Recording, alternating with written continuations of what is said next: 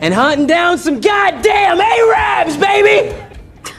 You got a problem with that? Arab is an ethnicity, and you're making it sound like you're hunting down everyone of a certain ethnicity, which sounds kind of problematic. Yeah, Cassie, he gets it. He's just stirring the pot. Thank you for the sensitivity training, all right? I'm out here serving my country. What are you doing exactly? I don't know. Apparently, I'm telling a Marine he shouldn't be hunting down Arabs. Okay, no. And what exactly would you like us to do, huh?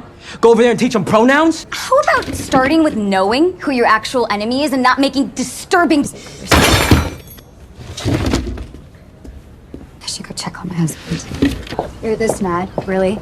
Yeah, I don't think you understand what we're preparing ourselves to go and do. Sitting at a table full of people you feel superior to. Yeah, well, not being a racist tool is kind of superior, though, isn't it? Okay, yeah, but without guys like Armando, do you really think this country would be safe from terrorists? No. Look, and you preach this future is female. But how do you think those women feel in Iraq? You just live in this bubble.